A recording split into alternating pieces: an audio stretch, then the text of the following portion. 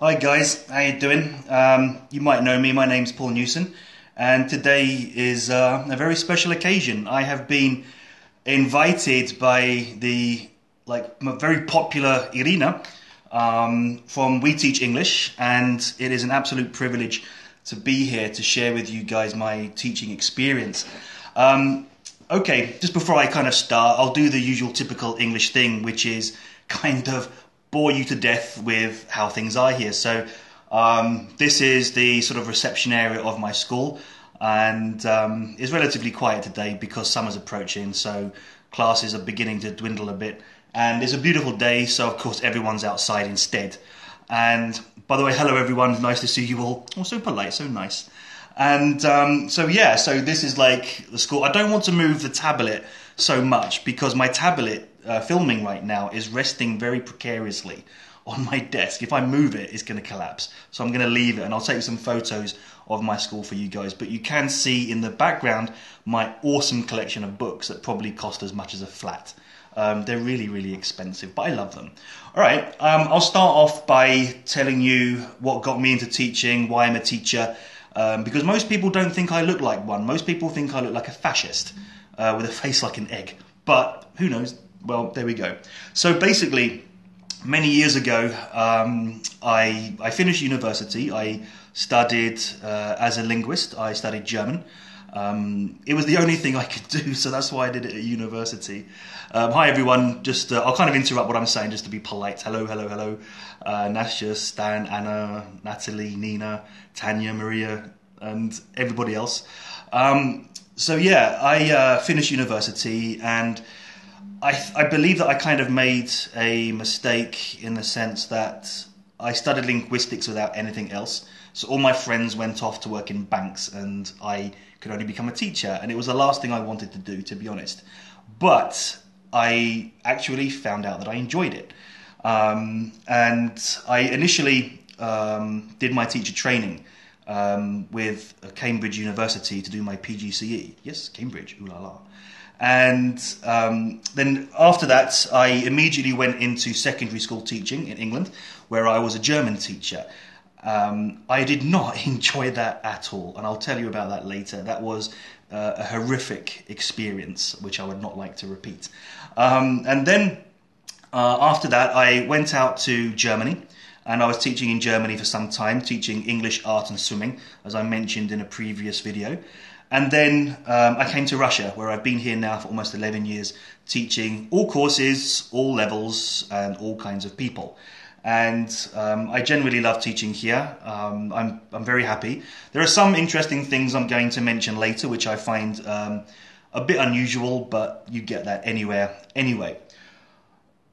Basically, I'm going to talk about some of the challenges that I've met over the years of teaching, because a lot of people write to me on VK saying, "Oh, Paul, you're such a good teacher." I'm really not that great, to be honest. I've made so many mistakes, and there are so many things I could improve. And I want to share with you some of my experiences, and we can maybe discuss them a bit later together.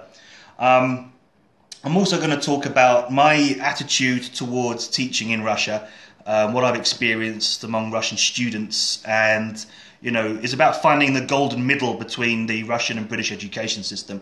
I think it's key. We can discuss that a bit later. And I also want to answer this whole notion of native speaker versus Russian teacher of English in detail, because a lot of people ask me about it, and I think, Irina's page is the perfect place to talk about it, to be honest. Okay, so some of the challenges I have faced in teaching over the years. Well, initially, as a teacher, I always felt that I could make a difference to people's lives. So, for example, I remember how I was taught at school, and some of my teachers I would like to forget, if I'm honest. I went to a grammar school, and they really, really were quite bad. And I kind of blame some of them for my current situation, so to speak. And I think as I got into teaching, I think I tried to be, initially at the beginning, quite self-righteous, teaching a bit of didacticism, teaching with a bit of moral value. And I kind of understood that it doesn't kind of work in England, to be honest.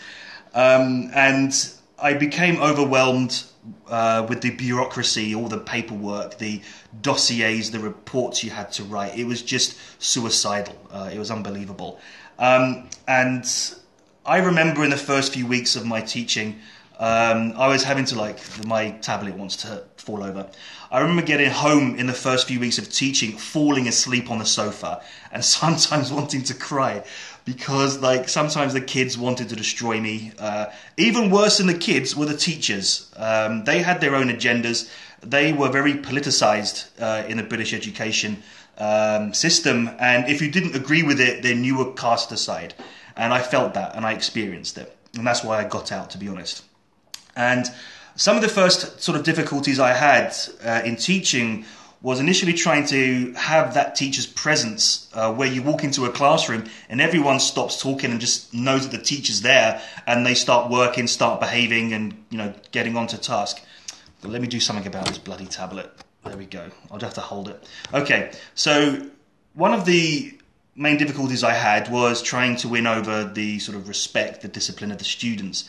I tried lots of different tactics. Many of them didn't work, you know, and I think that it just literally comes through experience. You get confidence with experience, and I don't think you can learn it so much. It's about personality as well. I think when you start any job and you don't know what you're doing so much, you know, people are going to sort of abuse you for it, and that's exactly what happened to me.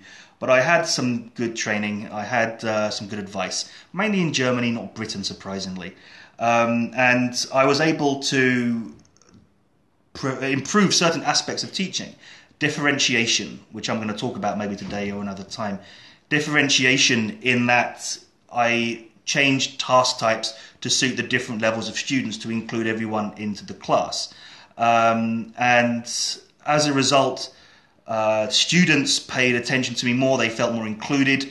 They weren't bored. They weren't frustrated. And as a result, people started to do work.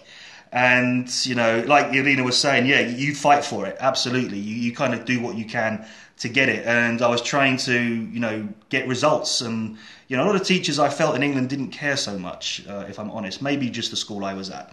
But, you know, I was adamant on achieving results, because I remember back in my school days, many teachers didn't care, and I wanted to make a difference. And so, you know, differentiation was that first step. And I also think that something I started studying myself, child psychology.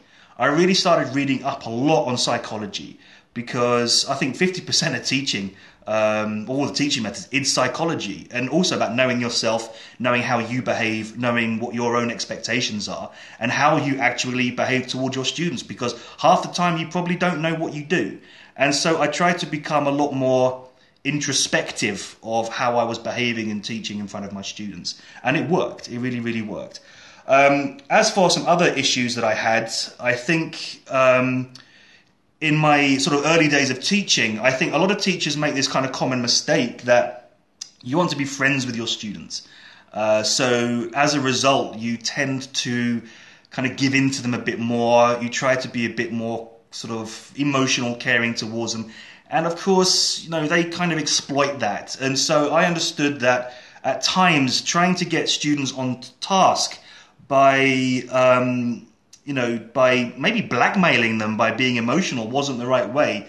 And I understood that it just didn't work. That was a huge, huge mistake. So I kind of understood that later on, like, teaching is not about making friends, it's about earning the respect because you're doing a good job, because they're actually learning and progressing a lot more. And I've used that mantra ever since, ever since I've been in Russia, to be honest.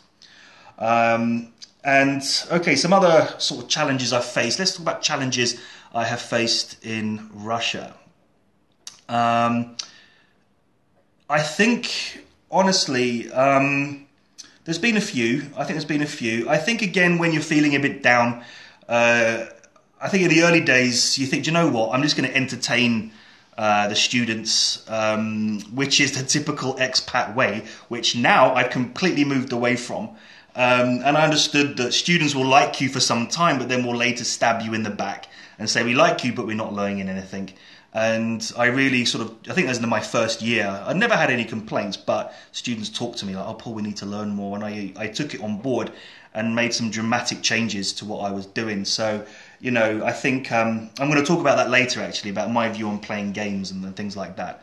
Okay, let's move on to the next point. I think, again, when you're feeling a bit down, I think in the early days, you think, do you know what, I'm just going to entertain the students, which is the typical expat way, which now I've completely moved away from. And I understood that students will like you for some time, but then will later stab you in the back and say, we like you, but we're not learning anything. And I really I think that was in my first year. I never had any complaints, but students talked to me like, oh, Paul, we need to learn more. And I took it on board and made some dramatic changes to what I was doing. So, you know, I think I'm going to talk about that later, actually, about my view on playing games and, things like that. the most interesting one, some points that stick out for me when teaching in Russia about Russian teachers and Russian kids and things like that. Might be quite interesting for you. Also, maybe if you're in Ukraine, Belarus, wherever. Okay, I would say that, let's talk about Russian teenagers and kids first, compared to British kids. I think Russians are amazing. I really think they're absolutely bloody amazing people. I just love them with every cell in my body. I'm not trying to say this to just to basically tell you what you want to hear, guys, but I really mean this, because when I remember teaching in England, a lot of the kids were really, really immature, really childish. They knew their rights but not their responsibilities. They just didn't do what they were told. So we had to use so many tactics through behavior management seminars in order to keep them on task. Now here in Russia, kids often come to class, they sit down, they're relatively quiet. Not all, of course, but they actually often want to be there, and I find that amazing. They're very mature, very knowledgeable for their age. You know, I've had students who are like 14 years old who've read War and Peace. Most British kids at the age of 20 think War and Peace is the name of a pub. They have no idea. And Russian kids play instruments, they go to classes after school, they're busy doing homework. I just find it absolutely amazing. And so teaching Russian kids and teenagers, it's not a job, it's a pleasure. They're just absolutely wonderful. Like Maria just said, they have to read it, but the point is they do read it. In England, they wouldn't touch it, seriously. But I kind of admire that about Russian kids a lot. Now, one of the interesting things is that when we move on to sort of Russian adults, it kind of changes a bit, in my opinion. I think a lot of adults who I teach, again, wonderful, wonderful guys. You know, you can have beers with them, you can go for a walk with them, chat, whatever. Really, really nice guys.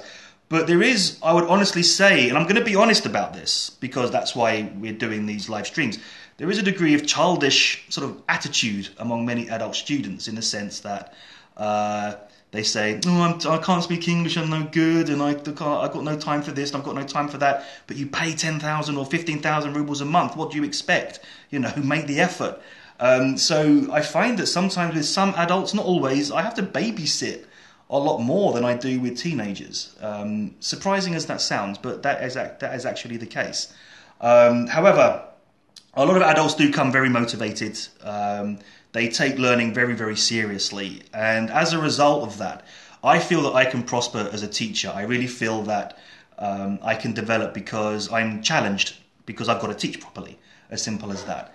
I think that one of the things where I feel sorry for a lot of Russians as well is that a lot of the teenagers and kids that I have, I feel sorry for them when they come to my classes after school. They're exhausted and they tell me stories of, you know, what their teachers said to them and what happened. And of course I take it with a pinch of salt, because, you know, they often tell me, oh, our teachers said that we were useless. They said that, like, we're rubbish, that we can't do anything. And I'm like, did your teachers really say that? I can't imagine teachers honestly insulting you, telling you that you're rubbish, because it is something that is not in my soul that I would ever do, because I think it's just so discouraging. And I don't think it's for the place of a teacher to discourage their students. It's for us to sort of motivate them to go on to sort of better their lives, so that when we're old and we need to be pushed in wheelchairs up ramps, they can do that for us. So when I'm some old diedushka in the Moscow metro, they can help me.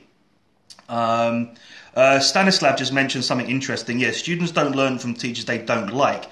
Of course, that's completely true. But again, the point I'm trying to make is that if a teacher is any way abusive to students, that's completely unacceptable. If I had a teacher here at my school that did that, they'd be gone the next day, or the same day even.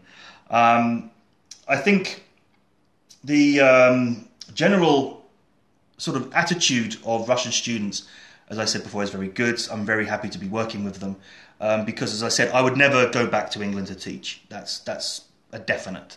I think I'm going to be teaching here for the rest of my life, or at least maybe in Ukraine, in Odessa, maybe Irina, who knows.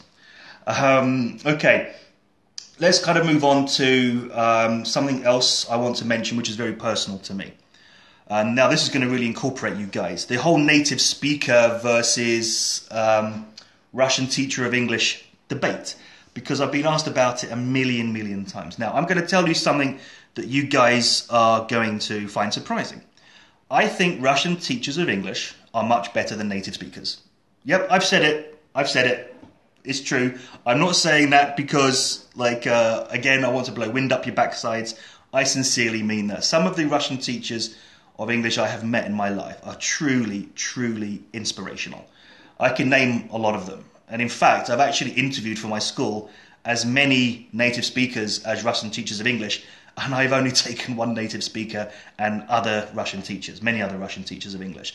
They're such hard workers in comparison. Of course, okay, let's be fair, I've met some horrific ones, I've met some horrific natives, I've met some inspirational natives and some inspirational Russian teachers, but there are more inspirational Russian teachers of English.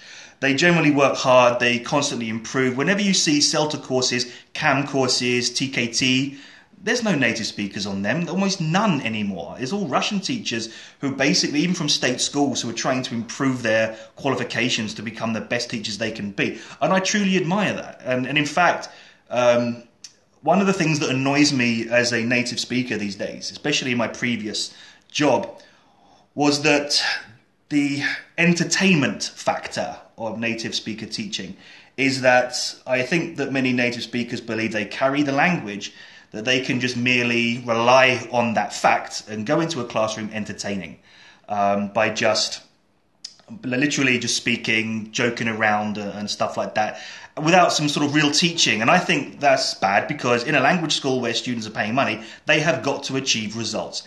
And I think a lot of teachers, mainly native speakers, play games for the wrong reasons. And this is mainly because of this whole bloody CELTA Western education method where, let's play games to do everything. Yeah, sometimes that's fine, but not every lesson, every day of the week, for example.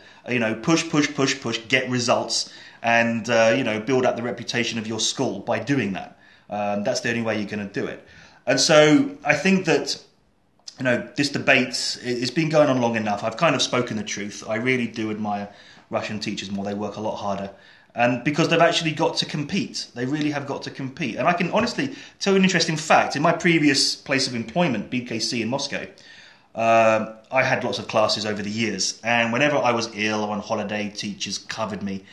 The only teachers my students liked were Russian teachers of English. They said, the native speaker was fun, they're nice, but we just talked all lesson. And I was like, oh, God. No, you should have learned something. You got your exam in 2 months. And the Russian teacher was like, right, I'm going to throw this test at you, you're going to do that. And so, that's why I'm going to stick with Russians here. I really, really am. You guys work a lot harder. And actually, one interesting thing is that a lot of parents say to me, I want to send my kids to London to an English school for 2 weeks. And I tell them, why? It's going to be exactly the same result. Just because you're going to London, you'll be surrounded by English. You can read shop signs, read a menu in McDonald's in English, but you're not going to actually learn anything extra in a London school, because you'll pay a lot of money to go there, but you're still doing the same entertaining activities and chatting most of the lesson. That's exactly the same as a lot of language schools here. You've got to remember another important fact. A lot of the native speakers who are here in Russia, they're not teachers, they're not linguists. A very, very small number are. A lot of them basically are pizza delivery boys, or in their previous lives, or maybe proctologists, or God knows what they are. They did something before they were teachers. They do a 4-week CELTA course, which is nothing to become a teacher, even though CELTA is one of those certificates that people want to have to sort of teach successfully in Moscow. But it's still a basic qualification, but a good starter. And, a lot of teachers then don't progress after this. They really don't. And I can tell you something interesting. Up on my shelf, I have my grammar lab, Michael Swan's practical English usage, among many, many others. And I can tell you, in my 10 years when I was at BKC, I never once saw a teacher sitting down in the teacher's room studying English grammar. Not once. I was the only one that did it. Now, I don't want to sound arrogant, but, I'm passionate about knowing my subject material. So if a student's going to ask me, I can give that professionalism by saying, it's this, this, and this is how it works. But teachers would never do that. They would never, ever do it. And I was surprised. So when I did sometimes try to instruct native speakers on grammar, they said I was a arrogant, selfish so-and-so. And I was like, God, I can't wait to get out of this place. And I did. As Alina says, yes, people still prefer native speakers. I'm going to answer that. That's a very good point. Native speakers, people still prefer them because the point is there is still that sort of notion that you're going to get better English with native speakers. Yes, you're probably going to get maybe some more natural everyday English with native speakers, but it doesn't mean they're better teachers. And I can honestly tell you that with my school that I've opened here, I am on a crusade, so to speak, through marketing and advertising, that I'm going to push the Russian teacher as well, because it is about the teacher, not where they're from. Because you can have a native speaker and learn some swear words, you can learn some natural everyday idioms, but that's not going to be useful for you if you're going to be traveling around the world or you're going to be in a business meeting or something like that. You need to learn the basics, you need to learn the skills before you become creative with it. I once did an interview for Первый канал here in Moscow a long time ago, and they asked me the difference between the sort of Russian teachers and native speakers, and I gave a good example. I said Russian teachers build the car. So they build the chassis, they put the body on, they put the seats in, they put the engine in the car.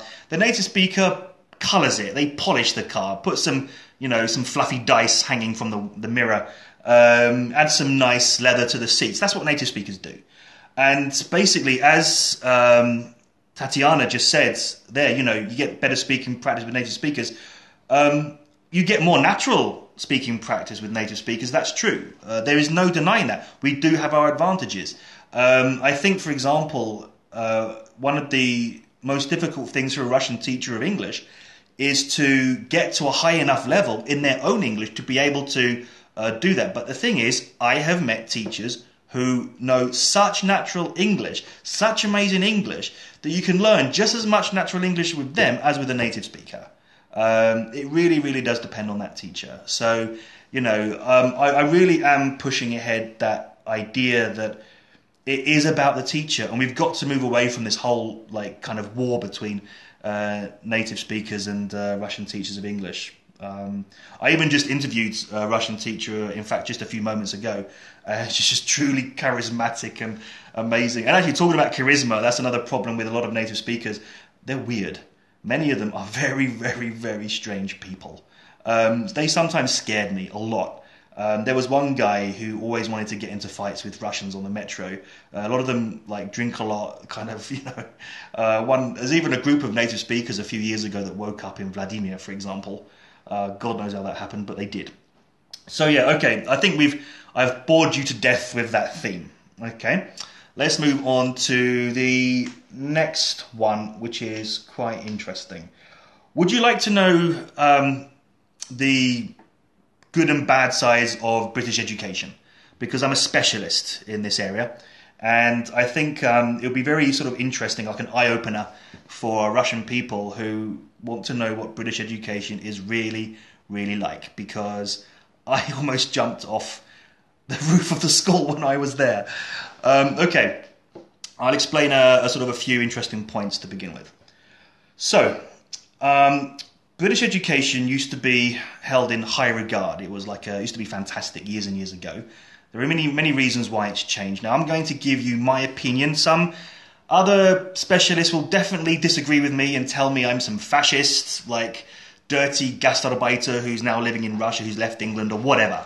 But I don't care what they think. This is my personal opinion based on all the information that I have collected. Now, also, I don't actually tell many people this. I actually did a PhD not long ago in social psychology with a British university online, and I specialised in the deterioration of the British education system based on social values, not just the government policies that affect it, but a lot do. So I came across many interesting conclusions. So basically what happened was, in the 1990s, the early 1990s, where British education was still relatively good, there was a kind of system to simplify the curriculum. So what happened, we used to have qualifications called O-levels, which became GCSEs, which we do at 16, like when you do your Russian, is it YEGI exams or YEGI? I think they've changed names, correct me if I'm wrong.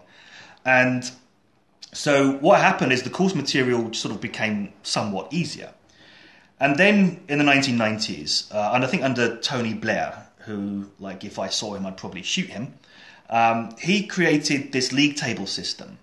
And this is, by the way, this is just like one reason. I'll explain some more in a second. So through this league table system, what happened was every summer when schools do their exams, so their GCSEs or even A-levels, the results are published in a huge like international like paper, online, everything. So you know which schools earn the highest grades per A to C and which schools are doing very poorly. And of course the schools that generally do actually quite sort of well get kind of more subsidies, and you know they can choose the better students to kind of better their reputation and get more financial support. By the way, Maria just said, told me kids write better. Yeah, I completely agree, totally. Yeah, even Russian kids can spell better than we can. So yeah, basically, so what happened was that through the league tables, now the government wanted to show that we're a good government because kids are getting cleverer and cleverer year after year. So what the government did was they said to the exam boards, the people who write the exam materials, right, you're going to write sort of simpler tests so the kids can pass them easily. And also the light bulb effect when it came to marking, which was if you're going to get an A, then A is only going to be 52% exam at GCSE. Now, even when I was doing my German exam, when I was, I think, 1995, I even had blonde hair then, if you can imagine, long blonde hair. I had to get all the articles right in my German test, all the tenses and stuff.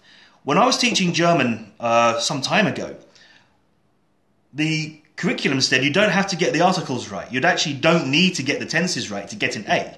So basically, what would happen is that, so students go and do their exams, they get A's, lots of students get A's now, but, so the government says, oh, we're doing really, really well, because the government needs to look good in the eyes of the public to get re-elected. But what was happening, many universities and companies were saying, well, there's a very serious problem, because even though we're getting more and more A's among students, well, students still can't read and write properly. So there's a very serious problem. And even universities nowadays offer remedial courses in English to English students because they can't read and write properly. And so, for example, I know that my dad's company, when like before he retired, they offered courses to new employees because they just couldn't communicate effectively. So that says that something was seriously wrong. That if students were finishing 16 years of education and had generally 50% of students a reading, writing and numeracy level 3 years lower than their age, that's a very serious problem. Now, there was this famous PISA test by the OECD. The PISA test, you might have heard of this, is a big international test that tests about 100 countries in the world related to their, you know, their language, scientific, mathematics skills, everything, reasoning skills. And Britain and America do really badly on this. Like, we're really, really low down the scale. And of course our government doesn't really mention this because they don't want people to know. But if we were doing so well and the beacon of education, then why would we be like place 40 for like mathematics or something like that? So there are very serious issues. So that's one issue. That's about the league tables and the simplification of the curriculum for sort of political gains. Now, the other reason, now I know most of the people watching here are women, and please do not kick me in the face when I say this, but when I was teaching in England, the system is very, very feminized.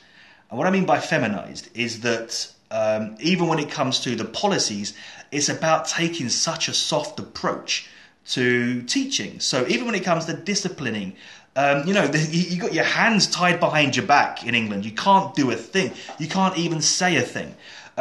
So, you know, it's about like, absolutely, yeah, it's really not that bad in Russia, Maria. I completely agree. It's not, despite what Russians say. And because it's feminized, like when I was having to be trained in behavior management to teach English kids, they said, get down to their level and speak to them. I'm your friend. I'm here to help you. Oh, you're pregnant, are you? And you're 15. Well, yeah, you know, it's life and I'm your friend. It's just like unbelievable, seriously. And the kids just hated it. They really, really did. Even the curriculum material was somehow feminized. It was soft. It was weak. And as a result, the approach is just too slow. And it's like what you see here in Moscow in some language schools, in the sense that, you know, the approach is just too soft and weak. And I've even told BKC previously, push students, throw material at them, make them learn quicker. Like I think few language schools, including BKC, to do like a young learners starters course is like 2 years. 2 years, you can do it in like 6 months if you push them and teach them properly and don't play games all the time. You know, sort of, and then get results and then get more students and get more money and buy a Mercedes and live in the Maldives. You know, that's what you essentially want to do. And so in Britain, it's really, really bad like that. It's truly, truly feminized. And I really struggled to teach there, and I saw the results. And the results speak for themselves. They really speak for themselves. We have, I don't want to speak so badly about my country, like, because I've got a huge British flag on my wall right there, which I kiss every day. I use culture in England as well, and that mixed in with this whole feminized, politicized influence in British education, it's a disaster.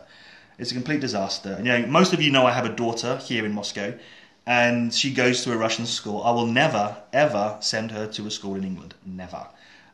She'll get a much better education here.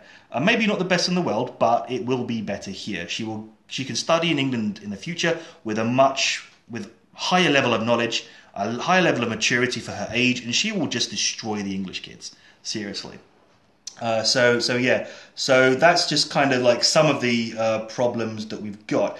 The main thing is based on this sort of feminized approach, this communicative method. Now, all of you who are teachers, thanks, Katja, my flag loves kissing you too. As teachers, we kind of follow this communicative method that comes over from England. A lot of people mistaken this communicative method that we created. The communicative method is not just speaking, which most native speakers think it is about, hence why they go and speak in their classes. It's about sort of learning by doing. And most courses in England, even at our schools, is based on the communicative method, which on one hand is good, it's imaginative, but again, the problem is it doesn't provide students with good enough knowledge to support their future. And I always like to give this classic example between Russia and Britain, in the sense that if you had a group of Russian kids and British kids together and said to them, okay, right, I want you to sort of build a bridge and, you know, whatever. The English kids could design that bridge and paint it pretty colours. The Russian kids would probably have a very plainly designed bridge, but they could build it. And that's the big difference. Or similarly, if you were to say to a group of Russian and British kids, okay, if you're a potato, how would you feel? The Russian kids would probably say like, "Ti chua blin?" And the English kids will go, well, that's actually a very good question, because if I was a potato, I could be Pringles, I could be chips, I could be Lay's crisps, I could even be French fries, and talk for 10 minutes, because we're very imaginative. But the problem is, imagination doesn't build an economy. It doesn't build ingenuity when it comes to technology, which basically supports an economy. England is doing very, very badly these days. That's why I'm in Russia, to be honest, hoping that some things in Russia improve and do a bit better so I can sort of stay here until I die. Okay, I think I've moaned enough about Britain now. But yeah, I'm really serious. I'm never going to go back to teach there. I can't do it. My friends teach there as well. I've got most of my friends are teachers, and they just hate it. Everyone tries to get out. They really, really just try to get out. You know, years ago, I think that's the same in Russia. Teachers used to be quite respected. Nowadays, every teacher's a paedophile. Every teacher's a freak who has no idea how to teach kids. It's just insane. And, you know, that's another one of the reasons why England's doing badly, because the profession just doesn't attract good people anymore. You know, people who become teachers in England are people that don't know what they want to do. Just provoked a small revolution. Okay, Tanya, we're going to do that revolution together. We'll start maybe like in some small village and build up slowly. But I've forgotten what I was going to say now. Oh, thank you, Tanya, for saying I've got a practical approach. I think that's what it's about. It is about being practical. I think that we have to take different methods. We have to take like some good parts of the British method. There are some good parts of the communicative method. It's imaginative. You know, you want to have an imagination in order to play and manipulate with the language that you possess in order to practice more. You know, it's one of the things that I struggle with here in Moscow sometimes when I teach Cambridge exams, FCE, CAE, PET, CET, whatever, you know, students can possess kind of passive knowledge of English very, very well. You know, they know the grammar, they know lots of collocations and idiomatic structures, but they just can't produce it because they don't have that imagination to do that. Now, English people can have the imagination, they just can't spell or read. You know, so like my countrymen are going to kill me for saying that. I should be careful when I fly home next time. I don't get shot at Heathrow Airport, kind of thing. So yeah, you know, I think as teachers we want to learn from each other. So for me, it's such a privilege being here on We Teach English Community with Irina, who I love, by the way. Actually, I don't think I've told you this, Irina. I followed your YouTube videos. I've watched everything you've done. I follow your post regularly, and I think you've done like such a fantastic job. And I think, you know, what me and Irina are doing right now is a very good example of how we become the best of the best. We combine our different attitudes, our different experiences, and we find the golden middle. And I think that is something that's really, really important. And I think that's what I strive to do here in Moscow. So I'll give you an example of this, in fact, which is quite interesting. That a few years ago in BKC, I shouldn't keep talking about them, but they're not going to kill me. A few years ago, we used to have a course called I Spy. Maybe some of you have heard of this book, like for teaching kids. And I think we did I Spy 1 in 4.5 months and I Spy 2 in 4.5 months. So basically, both I Spy books over like a whole course of 9 months. And BKC's program was very, very slow. And what happened was that a lot of parents were taking their kids out of courses because they said, why should we pay for this when we can learn faster in state schools? So even with native speakers. And so what happened was that I said, you know what, I'm actually going to sort of try something here. So I kind of did something which is not sort of typically me. Even with these kids who are like 7 years old, you know, I gave little sentences to them, phrases I don't understand, or what page are we on? And I got them to translate this into Russian because I said you can ask your teacher at school, you can ask your parents and ask your friends. And they found this homework rather kind of interesting. I got them to use kind of full sentences, learning parrot-fashioned a bit, but after about 3 months, you know, I had my students able to form complete sentences and to basically communicate their needs and problems. Compared to my colleagues whose students could only say blue cat, green dog and things like that. And I kind of proved the point that, you know, if I combine that sort of Russian way of push, you know, even a little bit of translating sometimes here and there, plus this kind of British communicative method, you know, the imagination, it worked wonders. I mean, it worked, combining the Russian and British system, and, you know, that's what we should always try to strive for. Okay, Alessia, what have you written? What is your attitude towards teaching only in English without using mother tongue? Very interesting question. Well, some people don't have a choice because they can't speak Russian, because your language is impossible. It really is extremely difficult. I can't say "uy" without looking like I need to go to the toilet. I do agree written translation is evil, but like it depends like on exactly what you're doing. But yeah, like I think when you get to a certain level, you should not really use Russian in the class. I think you should try and be exclusively in English. It depends on the level of English of the teacher, to be honest. Apart from that, I think for beginners, I think that's what you're kind of talking about really, is about the beginners level and elementary level. How much would you kind of replace in Russian? And I think I've taught beginners in elementary and I've never used Russian in the class. I can get by in Russian, no problem. I can even really kind of have a really heated discussion with a babushka on the metro, no problem. But I kind of allow some Russian in the class because, of course, beginners and elementary low-level students sort of try to confirm to each other what they've understood. And if I'm like, hello, how are you? Like, это как дела? Like, yes, well done. So I acknowledge that. But when it comes to grammar, I think it's probably okay.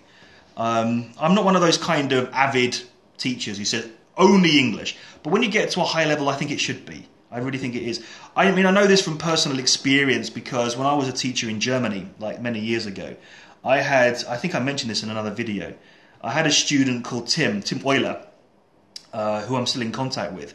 And I told everyone in the school that I don't speak German, so they had to speak English to me, and they did.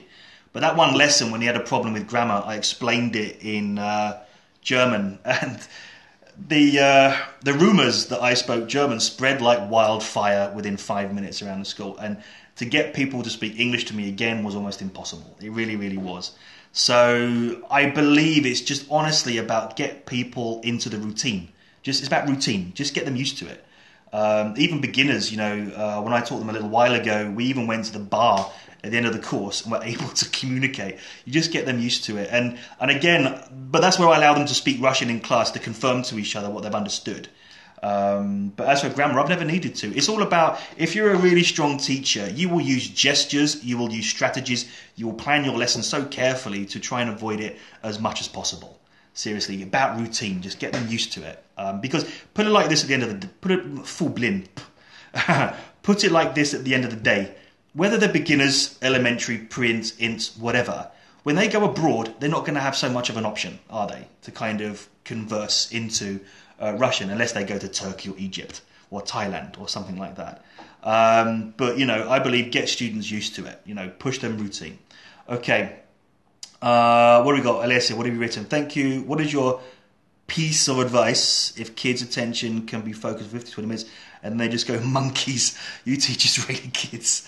They go monkeys. I like that expression. Very nice. And well done for correcting piece. I didn't want to do it for you. Basically, one of the things is that when kids tend to play up, it's for a couple of reasons. Number one, because they're bored. Number two, because maybe you've got them overexcited by doing some kind of fun activity. One of the things is that you should make, especially at a young age, you've got to change your tasks very, very quick. Literally no longer than like 10 minutes per task. And so you're keeping the lesson very dynamic, very fast-paced. And one sort of really good piece of advice is have a few listenings to do spread throughout the lesson. Because, kids do listening, they calm down and shut up. So basically, if you want to stop them from going monkeys, put on a CD or something like that. No, not to play like Michael Jackson or like some kind of TED talk, but you understand what I mean, like something from the textbook or what you're doing to kind of get them back on task again or something like that.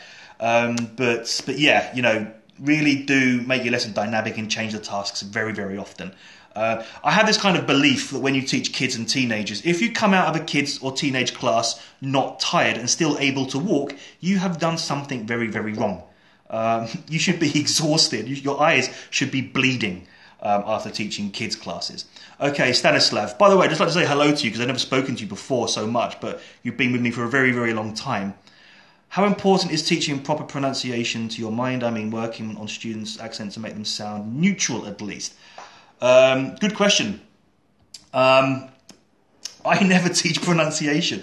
I'm going to tell you guys a little truth here. When it comes to phonetics, I am useless. Have you noticed I have no posts on phonetics? Do you know why? I don't know it so well. Because even at university, when I did German, we never learned phonetics. It's this whole stupid English thing, learning by doing yet again.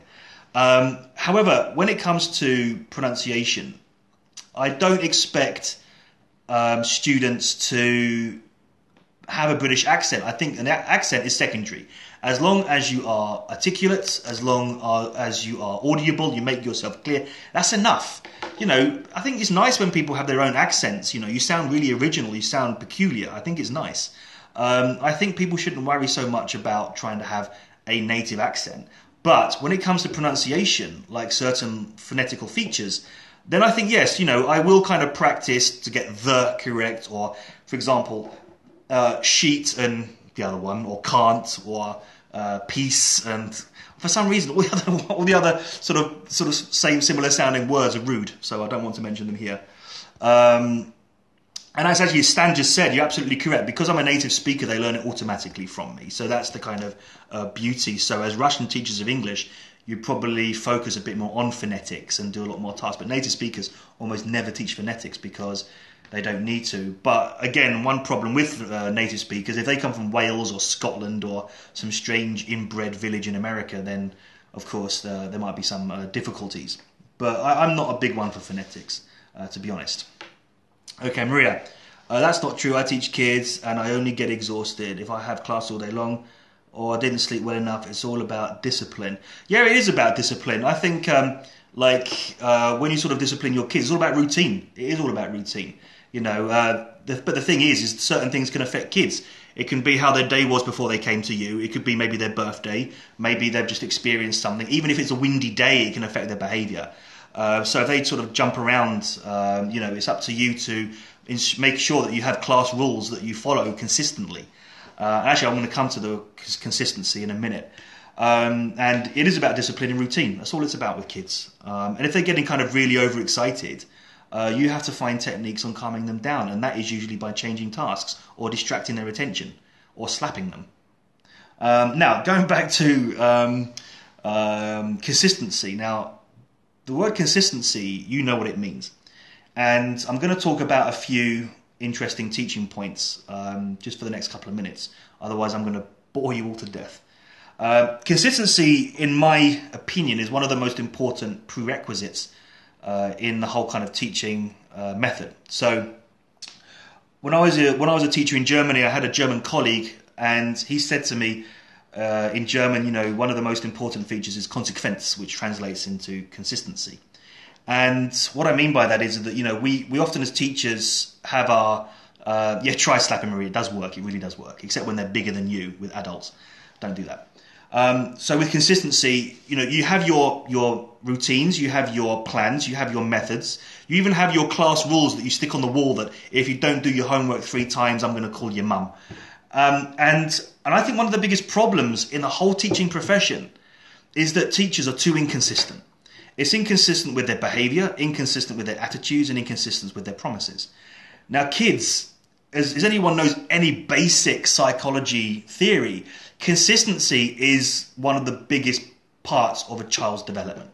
They have to know where the boundaries are. They have to know what the rules are. They have to know what they can and can't do.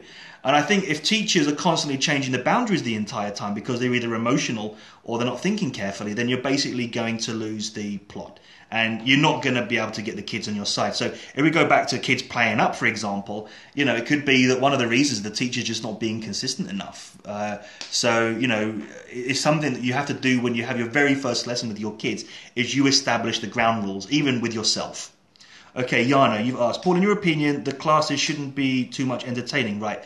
Okay, that's a very good question as well. I'll explain. My hand is broken from holding my tablet from not falling over. Okay, I'm going to answer Yana's question because it's a fantastic question. And Stan says we teach in the entertainment era. Okay, let me make that clear about entertainment. Right, now, of course, if you work in a language school or you teach privately, like one-on-one, you have to be entertaining. You have to be charismatic and jump around a bit and pretend to be interested, like, oh, really? You had another chess game with your granddad? Oh, amazing. Tell me more. Anyway, you've got to be. But what I'm focusing on here, I've just killed this. Now I'm going to have to hold my tablet up. Here, 1 second. Okay, have you got it? Okay, give me a second, because I actually just broke my piece of furniture here. Okay, there we go. Okay, sorted. Okay, we're fine. So, as for entertaining, what I mean by this is that too many native speakers kind of just chat and jump around, play games that aren't relevant to the educational process. So, for example, a teacher might go into the classroom and say, okay, guys, hey, let's play a game called Tornado. And the students will like it. They will really, really like it. But do they like it for the right reasons? And the answer is probably not. Now, a lot of students love being entertained. They love playing games. But for the right reasons? I think no. Because I like entertaining my students, but I entertain my students by giving them maybe some stupid grammar examples. So if we're doing something like passive or reported speech, which is just dull, especially reported speech, I'll probably make it a bit entertaining with some funny examples. And when we do a role play afterwards, maybe the role play scenarios might be a bit ridiculous, but it's all that kind of real learning and real practice, but just making it a bit more interesting. But what I mean by the entertaining factor is entertaining without educating. That's where I have a very serious problem. Okay, I don't know if anyone agrees with that, but that's generally what I think. I believe sincerely, even with kids, a true fact that, when you're playing games with kids, let's differentiate between games and activities. You're going to do some fun activities with your kids, but they have to be relevant to what you're doing. Otherwise, for me, it's just like, well, it's just a waste of time, and I think it's not professional teaching. But I just think that you need to make sure that you push your students, even if you give them some really hard stuff to do, they will be much more grateful for it at the end. Because I know for a fact, in my teaching profession, not just with me, but with other teachers, you can entertain and entertain and entertain. And if your students are not learning, they will turn around one day and leave you. That happens to many, many, many people. So you really need to make sure that you entertain them, but you teach. That's why we're there. Okay, Natalia, you've asked how I think the speaking test should be assessed. That is, wow, what a question.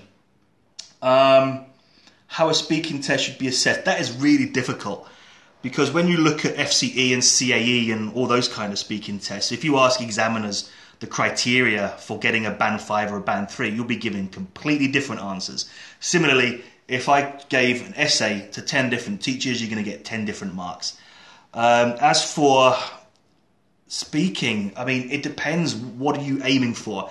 Are you focusing on phonetics? Are you focusing on fluency? Are you focusing on accuracy? Are you focusing on range of vocab and language? Or what exactly? Cohesion? You know, you kind of need to focus on something specific, depending on the age group, depending on the level, etc., etc.